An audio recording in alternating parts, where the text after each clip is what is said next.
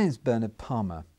I work as a surgeon, but doing this job has made me realise that there are bigger issues in life. Now, a little while ago I was talking to a group of students, and after I'd finished the talk, one of the students came up to me and said, "Thank you very much for that talk. I'd also like to thank you for something that's happened to me." And I said, "Yes." He said, "Well," he says, "last term a friend of mine gave me a copy of your book." He says, "and I read it during the holidays, and it made me realise for the first time that Christian things weren't just something airy-fairy, but there's something very real and factual about the whole basis." Now, I was very, very thrilled, this lad to become a Christian. But there are a lot of people today who won't read books, and yet who still have the same problems that all of us as human beings have. What is life about? What are we here for? How do we get some answers to these things? Or are we just here just to live and exist and to make the best of it? Now, I'm convinced there are real answers to this. And what I hope through this video is that we'll help you to answer some of the questions that all of us have. Let me give you an example.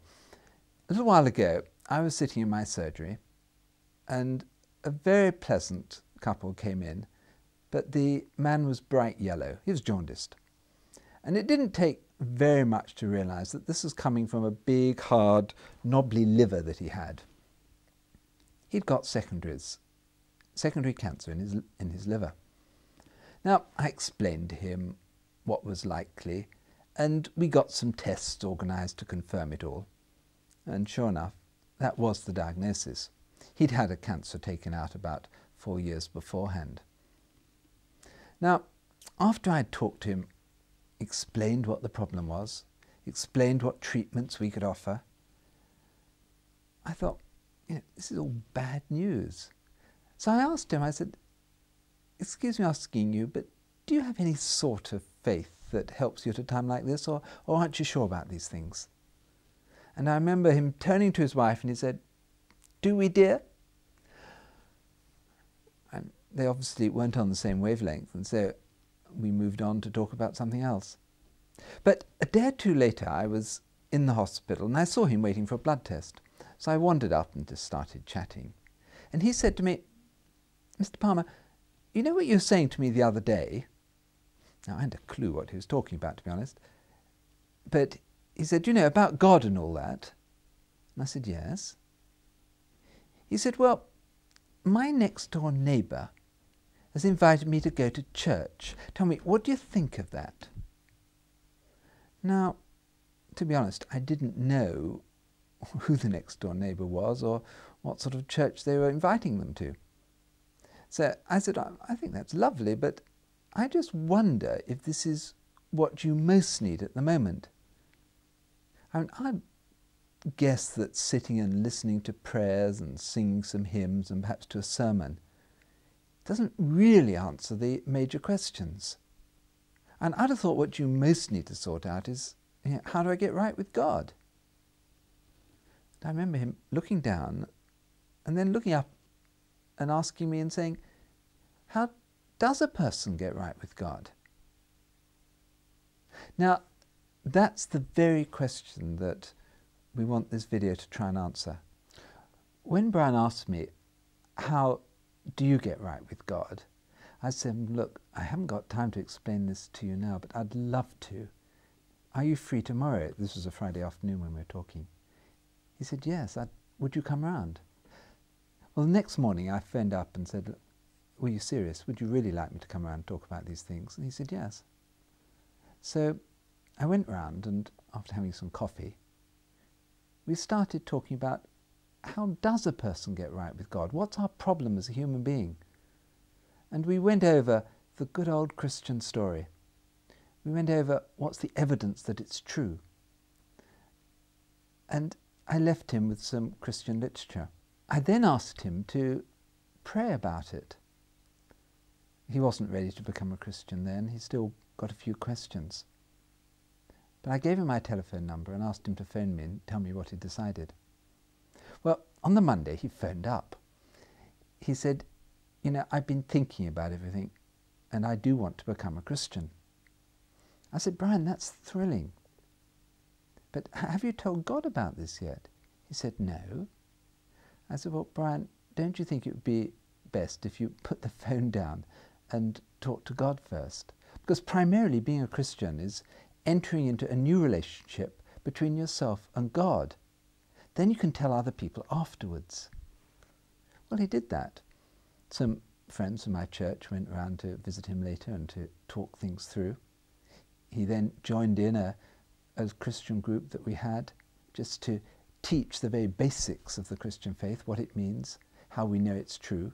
In fact, the very same material as we're going to go through now.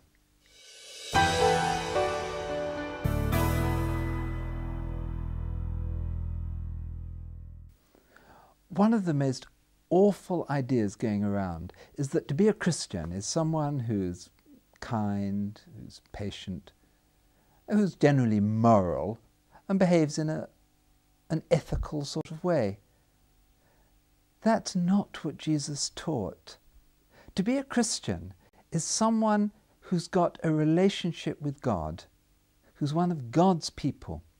Now, my problem is that I'm very much naturally a selfish person. I'm proud. And how can I ever hope to be in tune and right with an almighty God, the God who's made this world, a God who's just, who's holy? How can I do it? Now, the Christian answer is that on my own, by my religion, I can't. But the good news is that Jesus himself has done it for me. Now, this is the most thrilling thing that anyone can understand. I can't get right with God myself, but God himself has made it possible and done everything that's necessary for me to become right with God. Now, that's a thrilling story. The big question is it true? This is a very widespread problem. I love reading Bernard Levin. This is something he wrote some years ago in the Times. There are probably more people today seeking some larger meaning or purpose in their lives, and in life in general, than there have been, certainly in the West, since the days of unquestioned faith. See what he's saying? Everywhere people are looking for answers. Now Jesus says, look at me because I am the answer.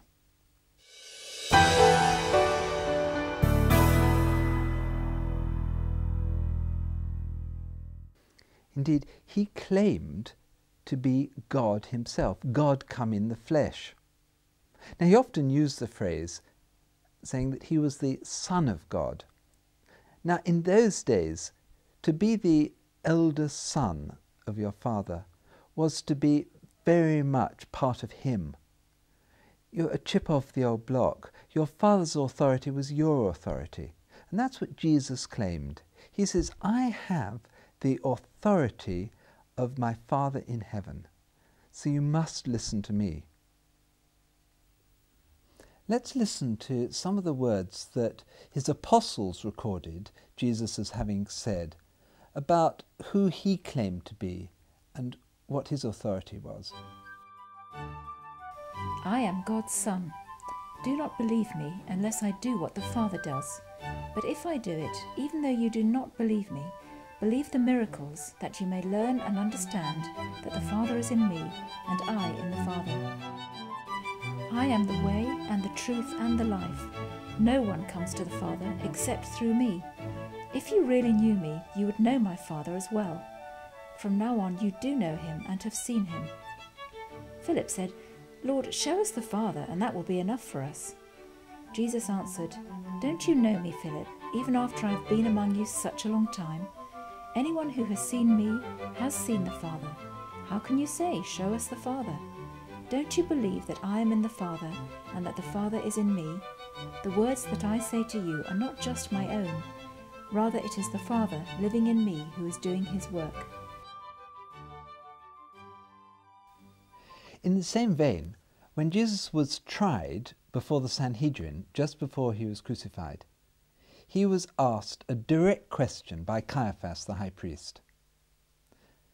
He asked him this: "I charge you under oath by the living God," and that's the most serious of Jewish oaths that could be given. "Tell us if you are the Christ, the Son of God." And this is what Jesus replied to this question. Jesus said to them, "I have shown you many great miracles from the Father. For which of these do you stone me?" "We're not stoning you for any of these," replied the Jews, "but for blasphemy, because you, a mere man, claim to be God." Do you remember Thomas? I have a great feeling for Thomas because he found it so hard to believe what all the other disciples said about Jesus having risen from the dead. You see, when Jesus had appeared to the other disciples on that first Easter Sunday, Thomas wasn't with them. And these other disciples were so enthusiastic, but poor Thomas, he found it so hard to believe it. But a week later, he was with the other disciples when Jesus appeared to them. He looked at the holes in his hands. He looked at the spear hole in his side. He must have looked at Jesus in the face, and he knew it was true. And at this point, he knelt down before Jesus and he said, "My Lord and my God." Now that's Christian conviction.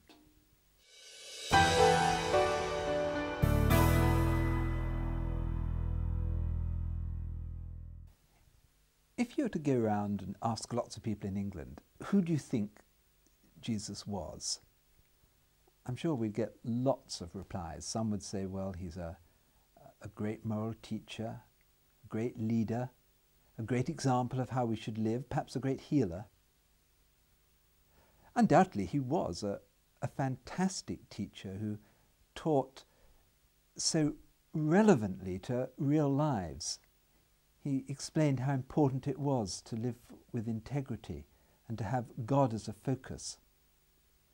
But it's not possible to say he was just a teacher, because he claimed to be so much more than that. Listen to what the writer C.S. Lewis said about this. Could he be just a good teacher? "That is one thing we must not say.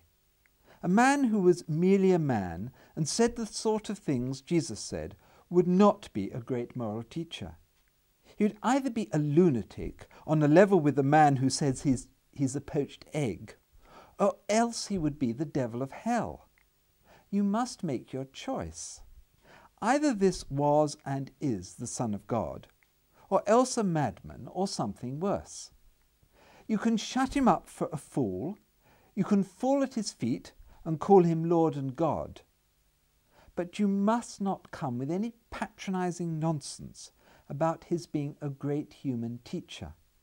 He's not left that open to us. He did not intend to." Do you see? Jesus claims to be God. Now, either he's mad, but there's no evidence that he was mad. He didn't have any of those clinical symptoms and signs of madness. Or he was bad, he's deliberately deceiving people. But he lived a life that was the highest moral level anyone's ever lived. Or he was God himself. Now that's the crucial question.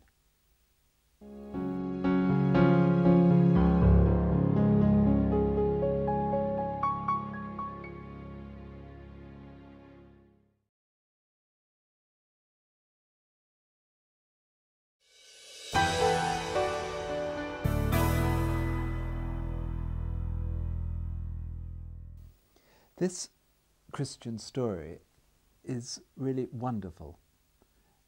To hear that God has come into this world as a man, not only to tell us how to live, but to enable us to get right with God, is fantastic. But the whole question is it true? Is it really true? Concrete truth? Now that's what we'd like to look at now. I like the story of a missionary who was working in Istanbul. He used to have students come back for tea on Sundays, and they'd talk about all sorts of things. One Sunday, he set them a little puzzle. He said, "Look, I want to read you a piece of very ancient writing.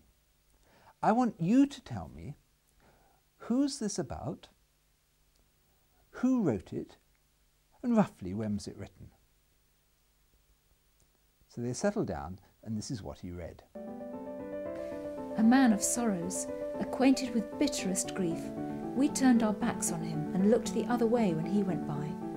He was despised, and we did not care, yet it was our grief he bore, our sorrows that weighed him down, and we thought his troubles were a punishment from God for his own sins. But he was wounded and bruised for our sins. He was chastised that we might have peace. He was lashed, and we were healed.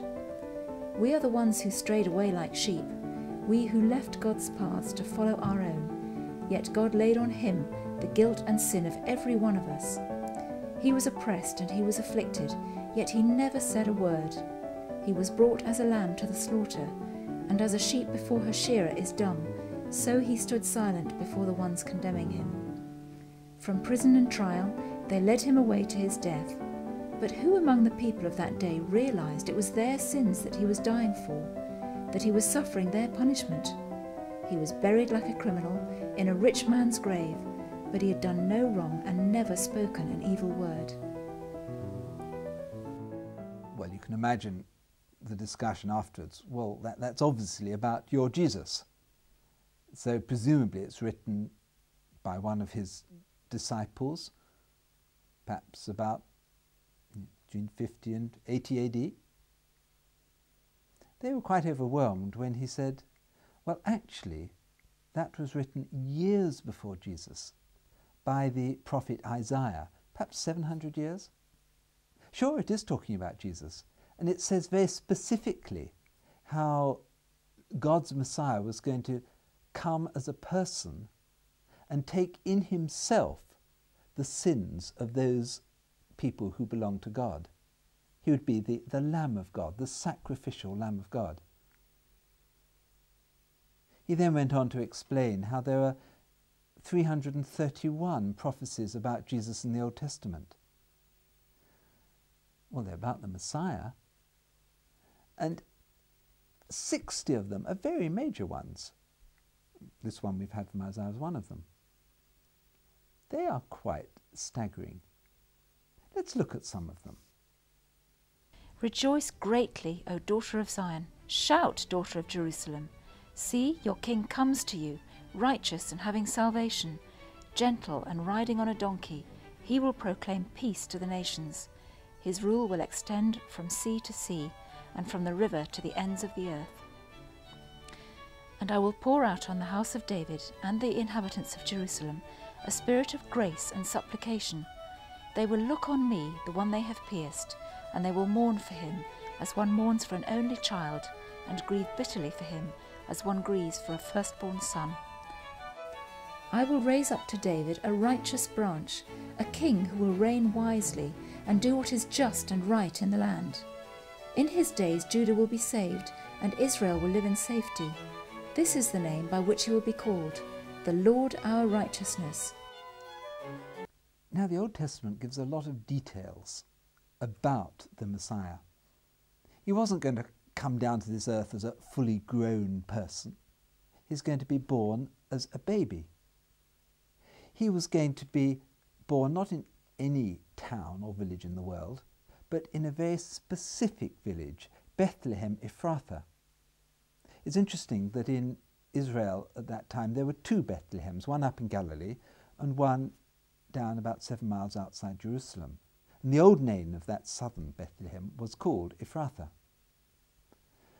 He was going to be born in a certain time in history, whilst that temple was still present in Jerusalem.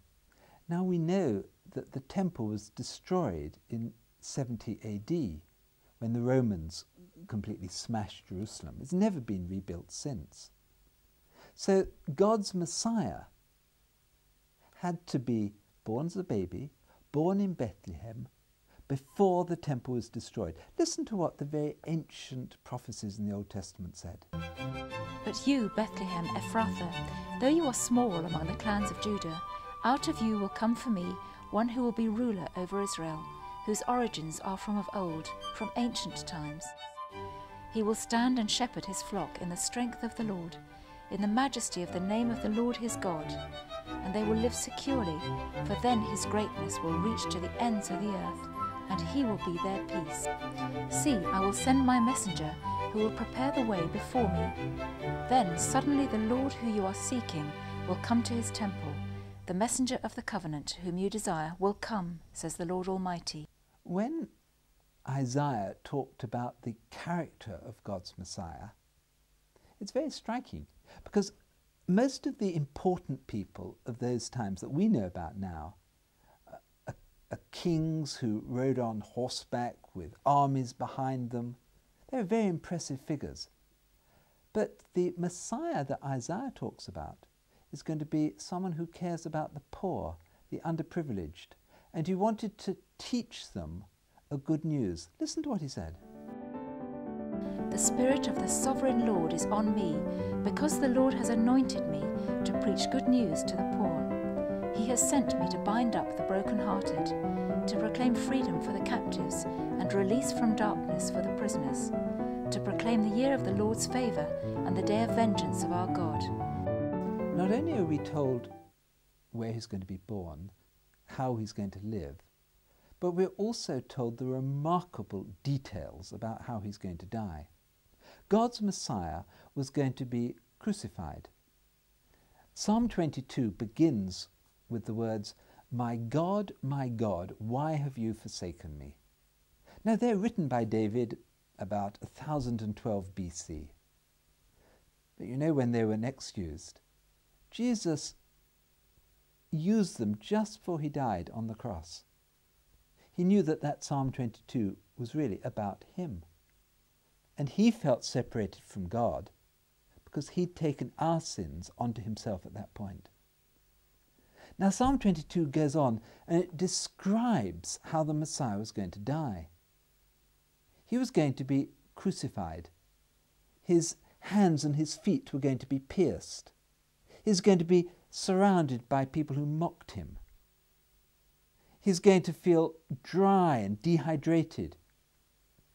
His ribs, everyone could see them as he's gasping for breath. It even goes into the details about how the soldiers would cast lots for the best bit of clothing, and they'd gamble as to who would have the rest of it. It's a staggering detail that you can see if you read in John 19 how Jesus really did die. If you look at the little details in Psalm 22 and compare them with what happened at Jesus' crucifixion given in John, the details are striking. And we know that when someone was crucified in Roman times, they'd have 4 soldiers guarding each condemned man. Now in John it says they divided up his clothes between them, but they cast lots for the best bit of clothing, the seamless cloak that he'd wear. And that's exactly what it says in Psalm 22. All who see me mock me. They hurl insults, shaking their heads. He trusts in the Lord. Let the Lord rescue him. Let him deliver him, since he delights in him. I am poured out like water, and all my bones are out of joint. My tongue sticks to the roof of my mouth. You lay me in the dust of death. Dogs have surrounded me. A band of evil men has encircled me. They have pierced my hands and my feet. I can count all my bones. People stare and gloat over me. They divide my garments among them and cast lots for my clothing. Again in the Old Testament there are several pointers to say that God's Messiah, when he died, would overcome death. He'd rise from the dead. Listen to what Isaiah 53 says about this. He was assigned a grave with the wicked and with the rich in his death, though he had done no violence, nor was any deceit in his mouth. Yet it was the Lord's will to crush him and cause him to suffer. And though the Lord makes his life a guilt offering, he will see his offspring and prolong his days. After the suffering of his soul, he will see the light of life and be satisfied.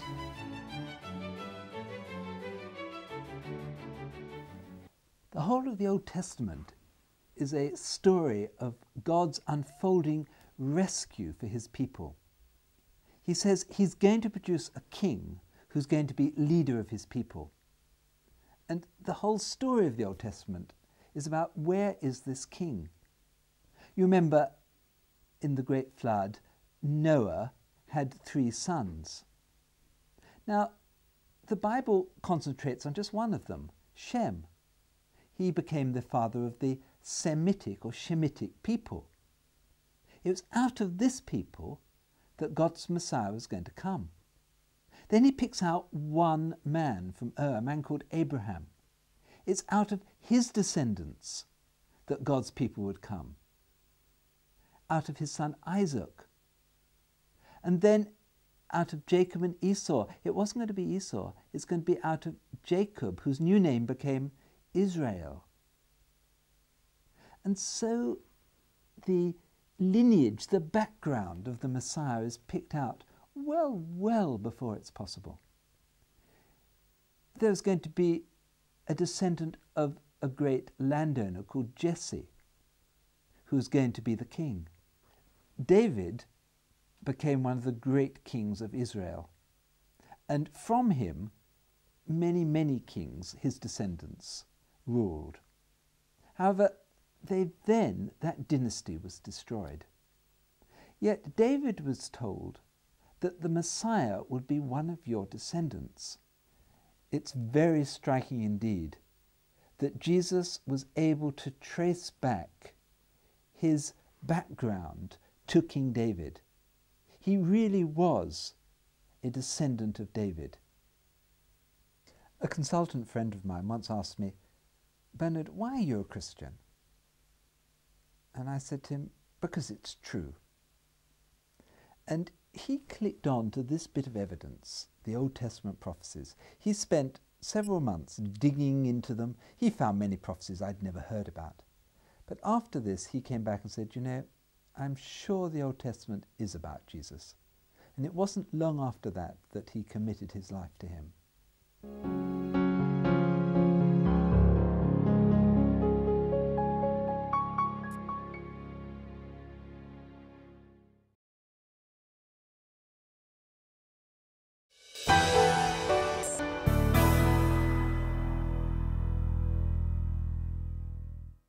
Jesus was very concerned that people should follow him because of the evidence. And part of the evidence he talked about was the miracles, the remarkable wonders that he did.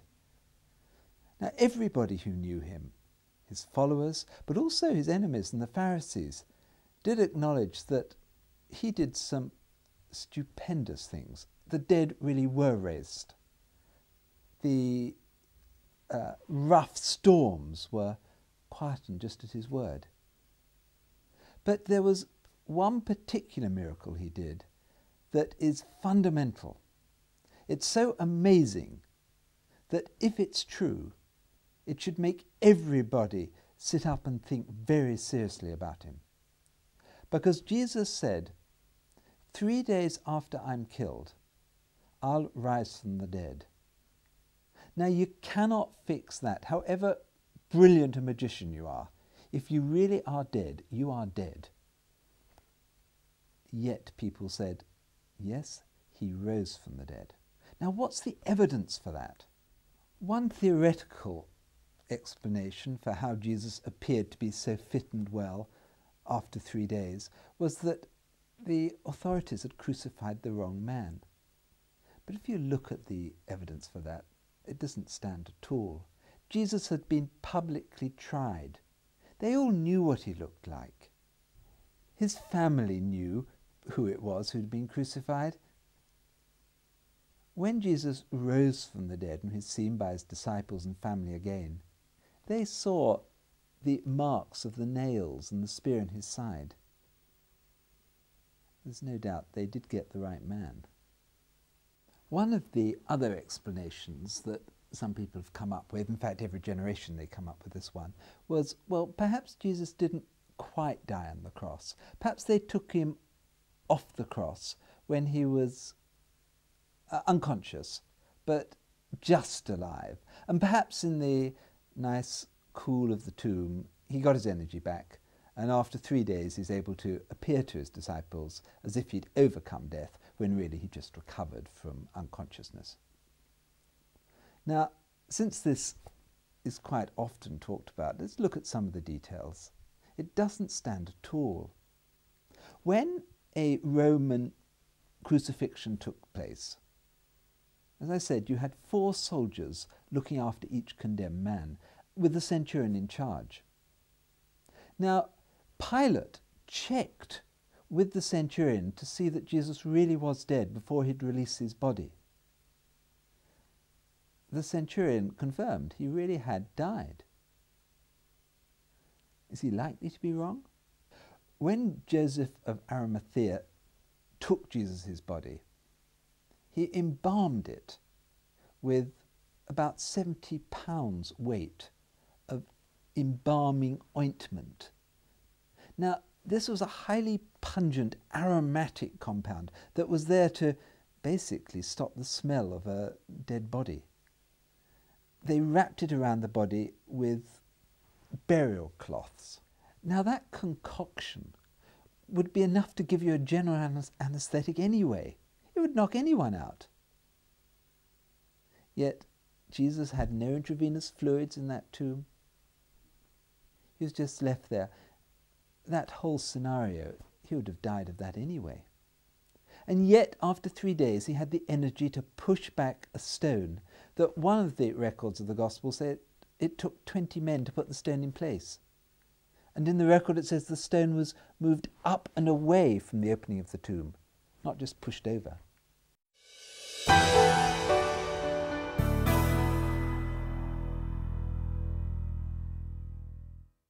There are 2 medical bits of evidence that fascinate me. If you've been crucified and you've had great nails driven through your ankles, you would find it incredibly hard to walk for at least a month or 2. Yet we know on that Easter Sunday, Jesus walked on the road to Emmaus with 2 of his followers. They went with him all the way. How could he have done that if there wasn't some supernatural answer to his crucifixion? Because he still had the holes there. Now, there's one other bit of evidence that for me really proves that Jesus had died. You remember when the 3 people were crucified, Jesus in the middle and the thief either side, Jesus died quite quickly, after about 6 hours. They wanted all 3 of these people to be dead by the Jewish feast of the Passover. So the Romans undertook a barbaric practice of cruri fregrum. That meant they took a mallet to anyone who's still alive and smashed at their lower legs to break them, so that there's nothing for the condemned man to lift up with, to push himself up, and he'd quickly die of asphyxiation, loss of breath. They did that to the 2 thieves either side of Jesus, but when they came to him, they saw that he was dead already. Just to be certain, they thrust a spear up into his right side. And John records some remarkable words. And he says, I actually saw this. He says, out of his side came blood and water. Now, I'd not heard anyone explain that. But we do know that when blood is left in a cavity or in a tube and it doesn't clot, it settles. The red cells go to the bottom and the clear plasma stays at the top. Now, an Irish professor did some pretty horrific experiments in the last century and showed that if animals are crucified or tortured, their blood doesn't clot. That's probably what happened with Jesus. Somewhere, a cavity filled up with blood just before he died. And this then settled. and the spear hit the bottom of the cavity, and out came blood and water. I'm interested in which cavity this blood could have collected in. Could it be the pleural cavity, the cavity around the lung? Well, that's very unlikely, because if that cavity fills up with blood acutely, quickly, it's very difficult to breathe. And yet we know that Jesus shouted out with a loud voice just before he died, "It is finished." Could it be the heart cavity itself, inside the heart? Now, that's not very large, and you wouldn't see the dramatic effect of blood and water coming out. There's only one other cavity that's left, and that's the pericardial cavity, the cavity around the outside of the heart. Now, for that to acutely fill up with blood would mean that Jesus would have had to die literally of a broken heart, probably a tear between the pumping ventricle and the aorta. And there'd be a tear there, and blood would come out and fill up the cavity around the heart and stop it working. We call it cardiac tamponade. Whatever the mechanism, there's no doubt that Jesus had to have been dead for at least half an hour for the blood and the water to separate. It takes about that to happen. Jesus certainly was dead when they took him off that cross. For people to say that Jesus would have simply recovered in 3 days really denies all the facts that we know about a barbaric Roman crucifixion. Jesus was first flogged. Now, a Roman flogging, was horrific. They'd strip the man naked, tie his wrists, and fix that rope to the top of a pole. 2 people would then stand one either side with a thing called a flagrum. This was an instrument with leather thongs with either lead or bone at the end that would rip into someone's skin and even muscle. And they would beat away at the back, the chest and the buttocks and legs of the poor man. Now, in Jewish thinking, they wouldn't allow more than 50 strokes of this instrument. The Romans weren't so nice. That was left up to the centurion in charge. He could stop it when he thought the man had really had enough. They did that to Jesus. Then they compelled him to carry his cross. They didn't actually carry the whole cross. It was the cross piece. He'd carry it across his shoulders. Now we know that Jesus, although he's a fit man, couldn't achieve this. As he walked through the streets of Jerusalem towards his site of execution, he stumbled, and they realized he hadn't any more energy, and they asked a local man, Simon of Cyrene, to carry the crosspiece for him. And Jesus walked on to outside the city gate. They didn't crucify him on a green hill far away, as the hymn goes. Almost certainly they'd have crucified him by the main road, where everyone could see. This could be a deterrent. And what they'd do is they'd lie the cross on the ground, tie the crosspiece to the upright, and then throw the condemned man down on top of the cross and bang in long Roman nails, not through the hand, but through the forearm, and through the feet. Often one nail would go through the feet that were slightly bent up, so that they're much more likely to get cramp. In fact, in order just to prolong the agony, they'd put a little seat on the upright, so that the condemned man could take some of his weight on that seat. By this way, it's been known for one person to survive 9 days of crucifixion. It was a horrific process. The cross would then be lifted upright and slotted into a hole, so that the condemned man's feet would only be about 9 inches or a foot above the ground. Everyone could see him. And they're there just jeering at him or sympathizing with him. After all of that, Is it likely that he'd overcome death? When the cross was lifted up and put into a hole in the ground, the poor condemned man would sometimes faint. But when he came to, he'd have this searing pain in his feet and in his arms. The weight of his body would make it very difficult to breathe, so he'd have to push up with his bent legs to try and take the weight off his arms and get some breath. But then the pain in his legs would become agonizing and he'd have to let go of that, and breathing then became difficult. And so the cycle repeated. Cramps would set in. It was a truly horrific way to die. There's only one person known in history who survived that form of execution. That man was taken down very soon after he'd been crucified and given the best medical care. There's no way that Jesus would have survived after that treatment. 3 days after Jesus had been executed, he appeared, was seen very much in the flesh, firstly by some of the ladies around who knew him. Then he was seen by the disciples. Then by other groups. At one time he was seen by over 500 people. These followers of his, because that's what they became, were convinced that he'd overcome death.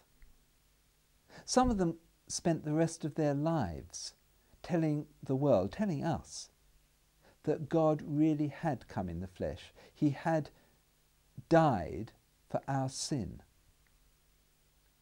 They were convinced. They died for it.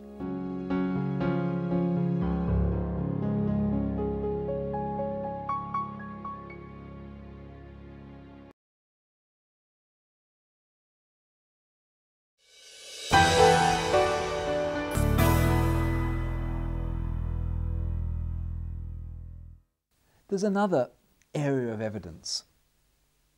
It wasn't just the followers of Jesus who wrote about him. Quite a lot of ancient writers tell something about Jesus. Tacitus was one of the ancient historians of Rome. He wrote his annals in about 115 AD. And in one of these books, he talks about the Great Fire of Rome. Now, Nero was the emperor then, and a lot of the people were suspicious that he'd in fact been responsible. But to blame someone else, he said, it's the Christians that have done this. Now, the Great Fire of Rome took place in 64 AD. Now, that's only 34 years after the death of Jesus. And Tacitus describes something about these Christians. Listen to what he wrote.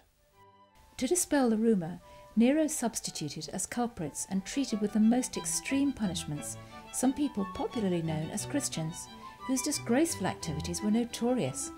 The originator of that name, Christus, had been executed when Tiberius was emperor by order of the procurator Pontius Pilate.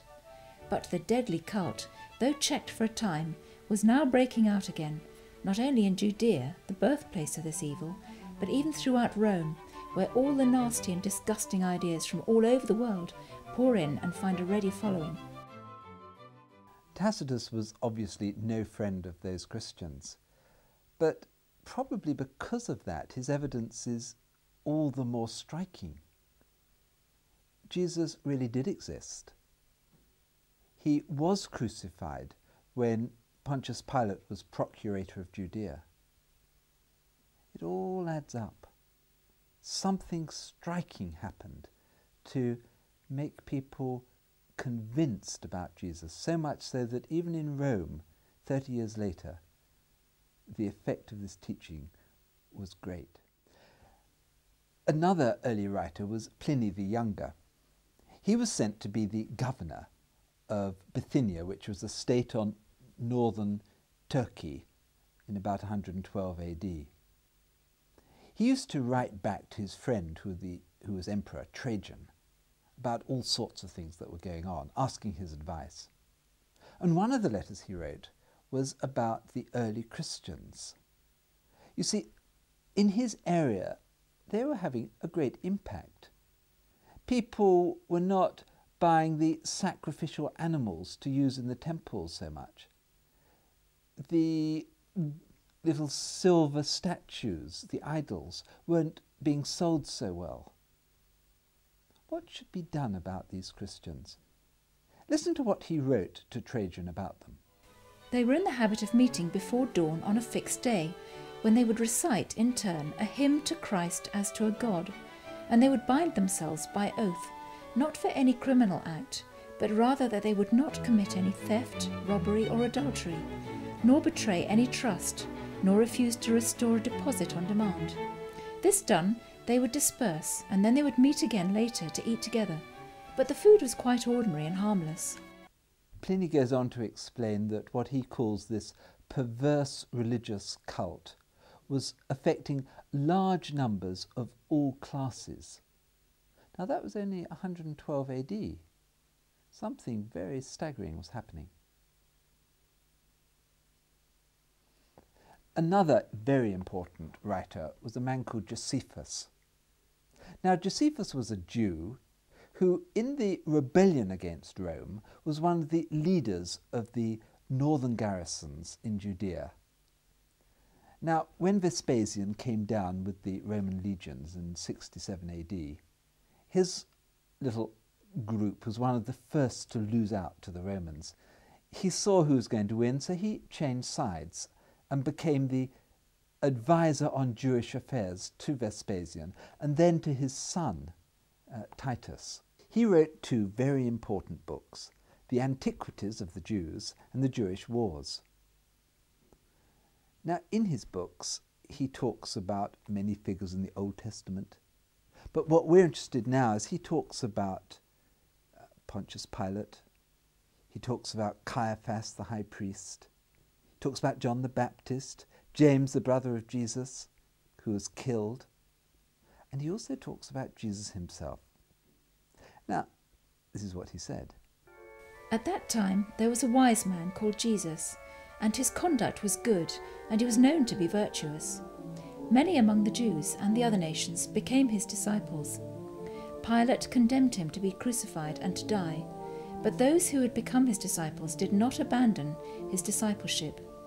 They reported that he appeared to them 3 days after his crucifixion, and that he was alive. Accordingly, he was perhaps the Messiah, concerning whom the prophets have reported wonders. And the tribe of Christians, so named after him, have not disappeared to this day. Elsewhere, Josephus says that Jesus was a doer of marvellous works. In other words, he recognized he was a miracle worker, which everyone else says about Jesus. Suetonius was another writer who talked about the lives of the Roman emperors. In his writing on Claudius, he talks about a revolt that took place amongst the Jews in AD 49. This is the reason for the revolt. Listen to what he wrote. He expelled the Jews from Rome on account of the riots in which they were constantly indulging at the instigation of Chrestos. It's therefore apparent that the Christian message was having a great impact in the capital city of the whole empire just 17 years after the crucifixion of Jesus. Why? I'd love to tell you more about some of the early Christian writers. People like Clement, who was bishop in Rome, and he wrote about 100 AD. He includes in his writings quotes from what we now call the New Testament. So it's very obvious that even by his time, much of what we know as the New Testament was circulating widely. Other people talked about Jesus. Justin Martyr was one of these. He became a Christian as a result of talking to an old Jewish man who showed that the old prophecies about the coming Messiah must apply to Jesus. Not only did he become a Christian, but he then wrote and started talking, persuading other people that Jesus was God's Messiah. In his writing, he quotes the New Testament 330 times. He was martyred in Rome in 165 AD. There's no doubt, therefore, that the Bible's teaching was widespread by the 2nd century.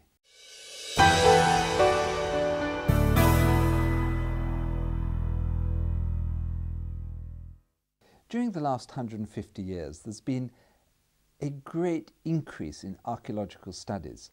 These have not only filled in the background to the Bible stories, but they've also shown how reliable it is. One of the very famous students was Sir William Ramsay. He came from Aberdeen University, and at first he came to the Bible assuming there's quite a lot of myth about it. But he studied a lot of the stories in Acts, what was going on in the early Roman Empire. And when he compared his archaeological work with the writings in Acts, he came to the conclusion that these parts of the Bible were very reliable indeed. This is what he wrote. Luke is a historian of the first rank. Not merely are his statements of fact trustworthy, he is possessed of the true historical sense. In short, this author should be placed along the very greatest of historians. An eminent Jewish historian, Nelson Glueck, said this: "It may be stated categorically that no archaeological discovery has ever controverted a biblical reference." Now let's look at the number of early manuscripts, those handwritten documents that we have. We've got 20,000 manuscripts about the New Testament. Compare that with the writings of Tacitus. We only have 2 manuscripts of Tacitus. We have 7 of Pliny. We have 643 manuscripts of Homer's Iliad. And yet no one doubts the reliability of those documents. When you compare all the manuscripts of the New Testament, there is agreement in 99.5%. There is no doctrinal issue that differs at all between these various writings. We do have very accurate record of what those apostles originally wrote. Pliny first wrote his history in 77 AD, and yet the first manuscript we've got is 850 AD. Tacitus first wrote his in 100 AD, and yet the first manuscript is 950 AD. Yet these are considered reliable. The evidence for them is nothing like as strong as that for the New Testament. In 1945, an undisturbed tomb was found near Jerusalem. Inside it were the bones of 5 people. This tomb had been sealed in 50 AD. You know that because a coin was found under one of the coffins. On one of the tombs it said, "Jesus, help." On another it said, "Jesus, let him arise."